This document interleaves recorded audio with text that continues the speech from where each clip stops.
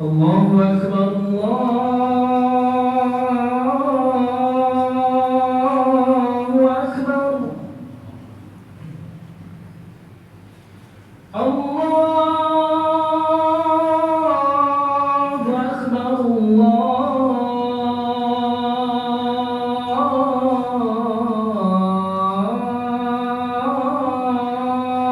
الله أكبر أشهد أن لا إله إلا الله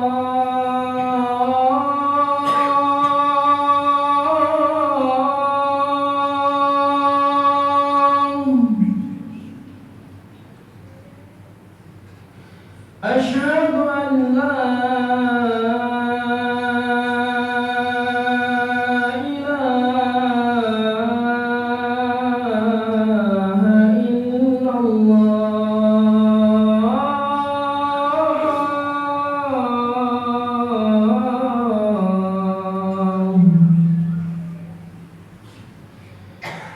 أشهد أن محمدا رسول الله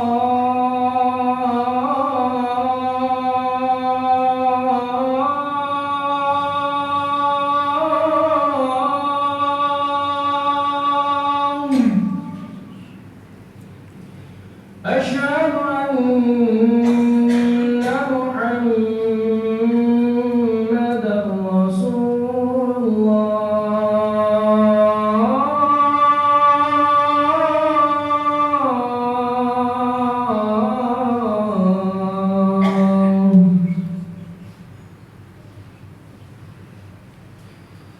حي على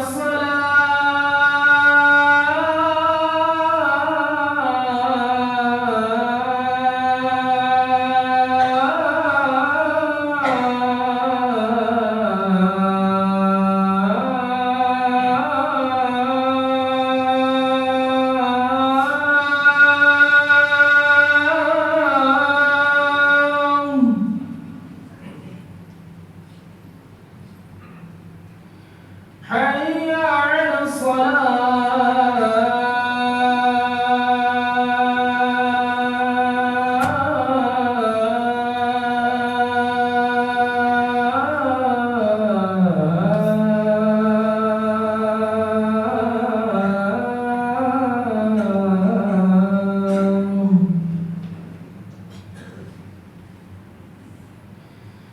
حي على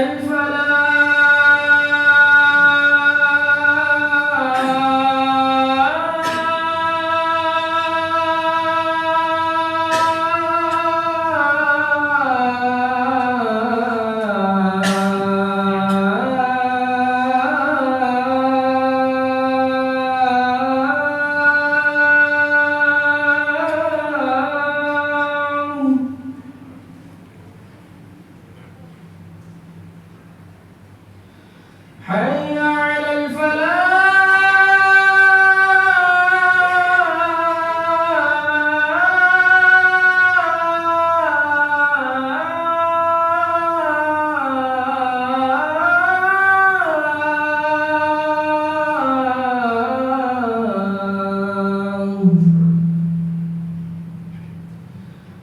الله أكبر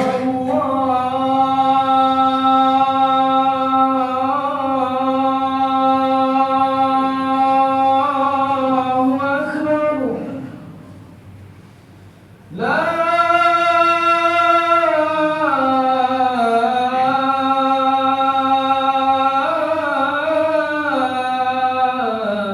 إله إلا الله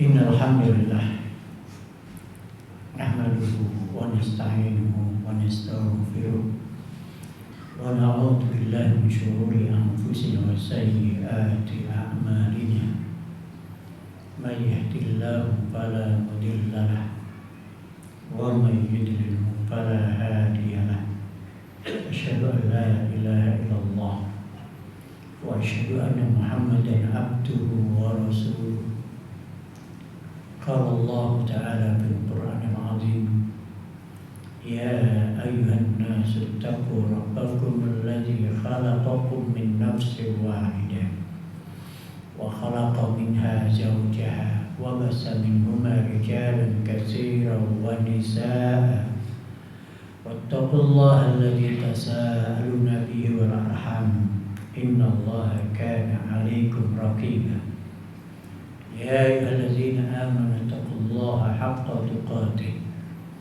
ولا تموتن إلا وأنتم مسلمون يا أيها الذين آمنوا اتقوا الله وقولوا قولا سديدا يصلح لكم أعمالكم ويغفر لكم ذنوبكم ومن يطع الله ورسوله فقد فاز فوزا عظيما وبعد فإن أصدق الحديث كتاب الله وخير الهدي هدي محمد صلى الله عليه وسلم وشر الأمور محدثاتها فإن كل محدثة بدعة وكل بدعة ضلالة وكل ضلالة في النار.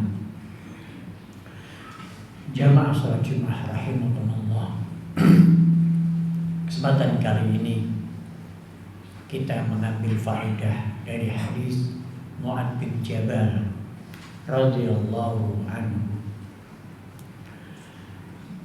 Beliau mengatakan, akhadha Rasulullah SAW biyadai. Rasulullah memegang tanganku.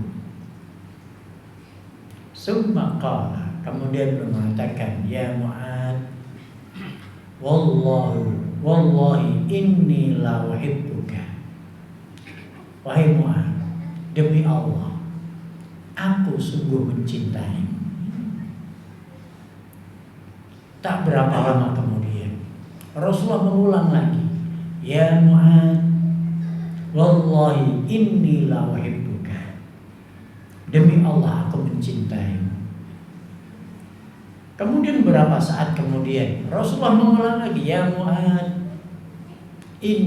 wallahi inni la uhibbuka. Demi Allah aku mencintaimu. Summa qala, kemudian Rasulullah SAW memberikan wasiat, usika ya Mu'adz, aku wasiatkan untukmu wahai Mu'adz, la tad'anna fi duburi kulli salatin an taqul, jangan engkau tinggalkan di akhir salatmu untuk berdoa, Allahumma a'inni ala zikrika wa syukrika wa husni ibadatik. Ya Allah, tolonglah aku untuk selalu bisa zikir mengingatmu, untuk selalu bisa mensyukuri nikmatmu, dan untuk selalu bisa memperbaiki ibadahku kepadamu. Ini hadis diriwayatkan Imam Nasai, Imam Al-Bazzar, dan juga di Sahih Al-Albani dalam silsilah hadis saya. Faedah yang bisa kita ambil daripada hadis ini yang pertama adalah seorang guru kepada murid. Wasiatnya seorang guru kepada murid dan cara guru menasihati muridnya adalah dengan mengambil hatinya. Bagaimana Rasulullah mengambil hati Mu'adz bin Jabal? Dipegang tangannya, digenggam tangannya Mu'adz, dan setelah itu menyampaikan, wahai Mu'adz, sungguh aku mencintai. Sampai 3 kali. Itu akan meneguhkan seorang muridnya Mu'adz bin Jabal akan merasa Rasulullah sangat mencintai. Ada rasa bangga, ada rasa cinta. Siapa yang enggak bangga dicintai oleh Rasulullah? Dan ini adalah sebuah keistimewaan. istimewanya Mu'adz bin Jabal mendapatkan pengakuan cinta Rasulullah kepada Mu'adz. Sampai Rasul bersumpah, wahai Mu'adz, aku bersumpah demi Allah, aku mencintai. Dan ketika diucapkan 3 kali itu membuat bangga dan bangga. Ketika itulah terbuka hatinya untuk mendapatkan nasihat. Kita boleh coba, boleh contoh, wahai para ayah kepada anak. Ada satu masa setiap anak peganglah tangannya atau peganglah pundaknya. Katakan, nah, ayah mencintaimu. Setelah berapa langkah, nah, ayah itu mencintaimu. Setelah berlangkah-langkah, katakan, ayah mencintaimu. Sampaikanlah nasihat intinya setelah itu. Ayah hanya ingin pesan, nak, jaga sholat 5 waktu. Nak, patuhi ibu. Nak, belajar yang rajin. Nak, akhlakmu yang baik. Nak, jaga lisanmu. Subhanallah. Kalau setiap ayah, setiap guru, setiap pendidik mengawali nasihat dengan cara mengambil hatinya anak, anak akan terima nasihat itu sebagai bentuk nasihat yang istimewa, bentuk cintanya seorang ayah kepada anak, bentuk cintanya seorang guru kepada anak muridnya. Setelah itu bentuknya nasihat. Karena sebelumnya diawali, Ustadz mencintai, ayah mencintai. Bentuk cintanya nasihat. Masya Allah. Kadang kita memberi nasihat kepada anak itu tanpa pendahuluan, tanpa mukaddimah. Kita merasa sudah menasihati anak, tapi anak merasa nggak pernah dinasihati. Anak merasa dimarahi tiap hari. Padahal orang tua merasa menasihati. Udah bosan Ustaz, udah sering ku nasihati anakku. Padahal anak merasa belum pernah kami dapat nasihat. Kami hanya dimarahi tiap hari. Lihat, kenapa ayah merasa menasihati anak? Dan kenapa anak merasa nggak pernah dinasihati, hanya dimarahi?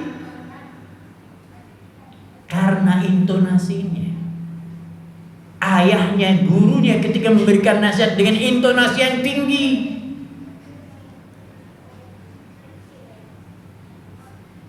Intonasi yang tinggi yang menunjukkan kemarahan. Anak menangkapnya ini kemarahan. Hei, jaga mulutnya. Hei, jaya, ayo sholat. Hei. Ini bukan nasihat. Ini marah. Berapa banyak ini permiskomunikasi, salah persepsi. Orang tuanya merasa memberi nasihat, anak merasa dimarahi. Gak nyambung.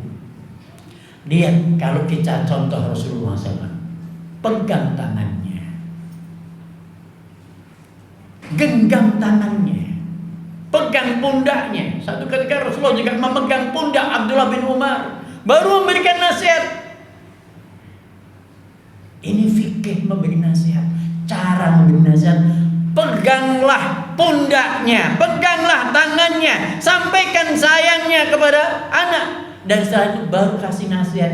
Nasihatnya simple, ringkas, padat.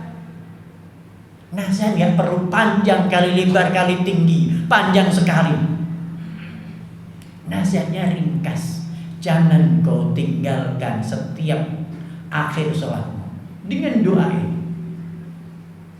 Masya Allah. Ini fikih nasihat. Agar kita jangan merasa sudah memberi nasihat berkali-kali tiap hari, tapi anak merasa gak pernah ngasih nasihat. Aku selalu marah, aku selalu dimarahin, ayah selalu memarahin aku, ibu selalu memarahin aku, gak pernah nasihati. persepsi yang berbeda. Oleh karena ini para hadirin sekalian, belajar kepada Rasulullah SAW cara mendidik anak. Apa jadinya setelah Mu'adz bin Jabal dipegang tangannya, disampaikan, aku mencintaimu karena Allah. Sungguh aku mencintai. Awal dengan sumpah, wallahi inni la uhibbuka, demimu Allah ya Mu'adz, aku mencintaimu. Kebanggaan di atas kebanggaan. Ya. Seorang sahabat Nabi yang muda merasa dicintai oleh Rasulnya. Akhirnya cintanya kepada Rasul bertambah-tambah. Tambah hormat, tambah taat, tambah mendengar sami'na wa ata'na, apa yang diperintahkan oleh gurunya. Kalau para ayah melakukan seperti ini, anak bertambah menghargai, tambah hormat, tambah taat, tambah mau mendengar apa kata ayah, apa kata orang tua, apa kata gurunya. Tapi ketika nasihat disampaikan dengan teriak-teriak, dengan intonasi yang tinggi, membuat anak merasa terluka. Aku diteriakin, udah gede, tapi dipanggil dengan teriak. Tersinggung. Dan dia merasa gak pernah dicintai, gak pernah dinasehati. Aku selalu dimarahi, selalu salah. Kita perlu koreksi. Bagaimana kita cara mendidik anak kita? Cara menasihati Rasulullah ternyata begitu hebat. Ini yang membekas pada diri Mu'adz. Dia menceritakan ini kepada kita. Nasihat itu hanya sekali dan dia langsung hafal. Allahumma a'inni ala dzikrika wa syukrika wa husni ibadatik. Langsung hafal. Karena sangat membekas. Peristiwa itu peristiwa yang istimewa bagi Mu'adz bin Jabal. Maka kapan wahai para ayah, kapan kita membuat peristiwa istimewa bagi anak-anak kita?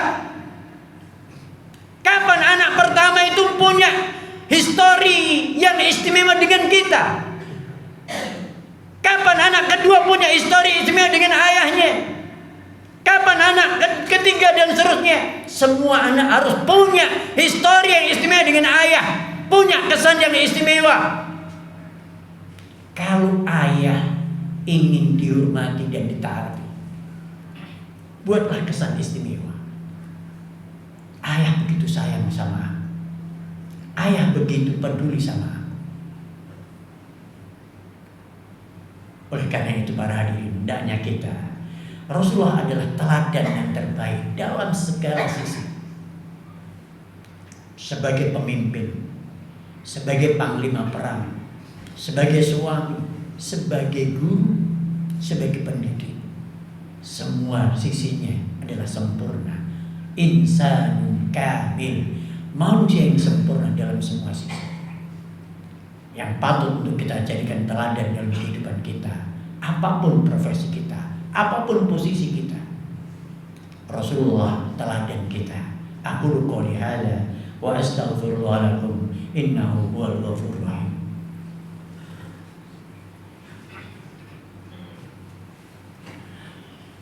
Alhamdulillahirabbil alamin.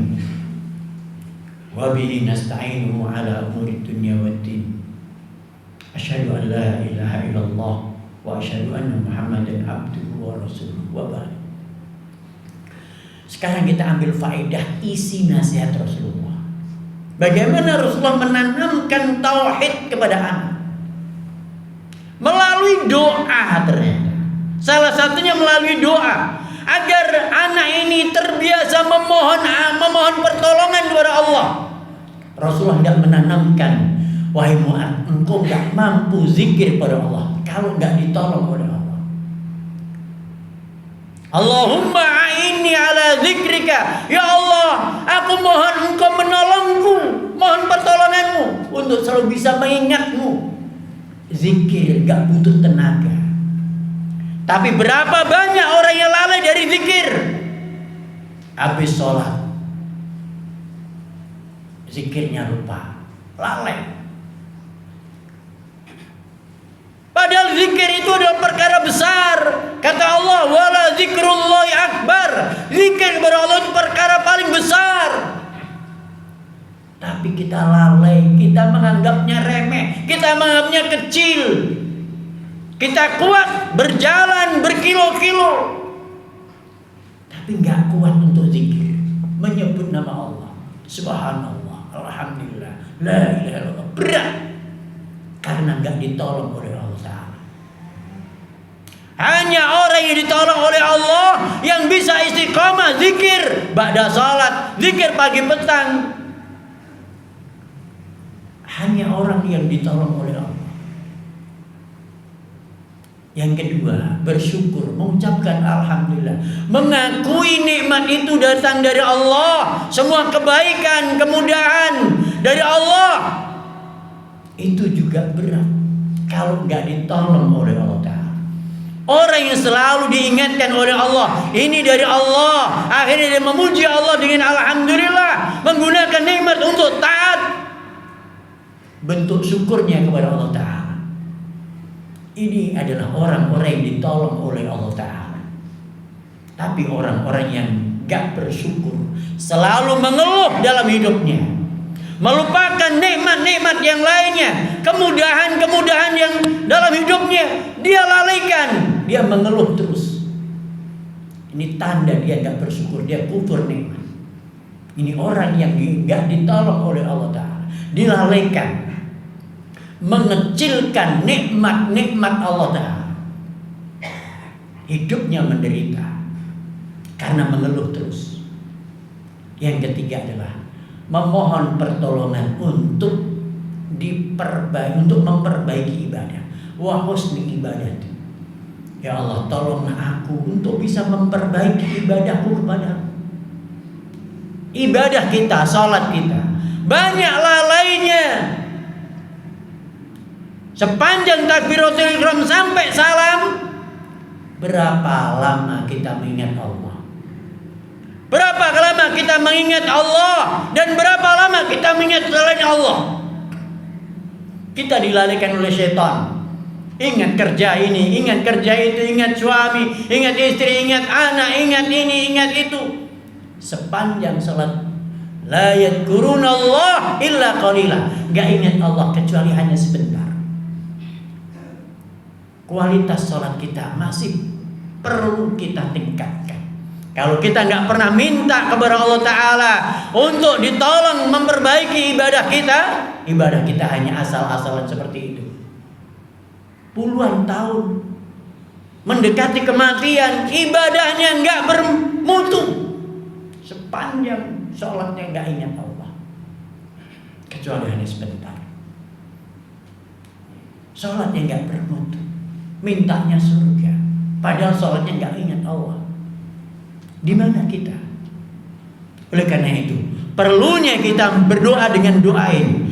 Sebelum kita salam, bacalah doa ini. Allahumma a'inni ala dzikrika wa syukrika wa husni ibadatik. Ya Allah, tolong aku untuk selalu bisa mengingatmu, mensyukuri nikmatmu, dan untuk selalu memperbaiki ibadahku kepadamu. Semoga Allah Ta'ala berikan kepada kita kemudahan untuk selalu meneladani Rasulullah, untuk selalu bisa mendoain sehingga kita selalu bisa memperbaiki hidup kita, untuk selalu bisa zikir pada Allah di segala keadaan, untuk selalu bisa mensyukuri nikmat-nikmatnya Allah dalam segala kondisi, dan untuk selalu bisa memperbaiki ibadah kita. Jangan merasa ibadah kita sudah sempurna, sudah paling baik, masih banyak kekurangan kita. Oleh karena itu kita butuh pertolongan Allah untuk memperbaikinya. Semoga Allah Ta'ala mudahkan kita menjadi hamba-hamba yang selalu bisa mentaati Allah dan meneladani Rasulullah sallallahu alaihi wasallam. Innallaha wa malaikatahu yusholluna 'alan nabi ya ayyuhalladzina amanu sallu 'alaihi wa sallimu taslima. Allahumma salli 'ala Muhammad wa ala ali Muhammad kama sallaita ala Ibrahim wa ala ali Ibrahim wa barik ala Muhammad wa ala ali Muhammad kama barakta ala Ibrahim wa ala ali Ibrahim innaka Hamidum Majid. Allahumma ighfir lil mu'minina wal mu'minat wal muslimina wal muslimat al ahya'i minhum wal amwat innaka sami'un qaribun mujibud da'wat wa ya qadil hajat. Rabbana zalamna anfusana wa illam taghfir lana wa tarhamna lanakunanna minal khasirin. Rabbana hab lana min azwajina wa dhurriyyatina qurrata a'yun waj'alna lil muttaqina imama. Rabbana hab lana min azwajina wa dhurriyyatina qurrata a'yun waj'alna lil muttaqina imama. Rabbana hab lana min azwajina wa dhurriyyatina qurrata a'yun waj'alna lil muttaqina imama. Allahumma a'inna ala zikrika wa syukrika wa husni ibadatik. Rabbana atina fid dunya hasanah wa fil akhirati hasanah wa qina adzabannar. Wa sallallahu ala Muhammadin wa akhiru da'wana anil hamdulillahi rabbil alamin.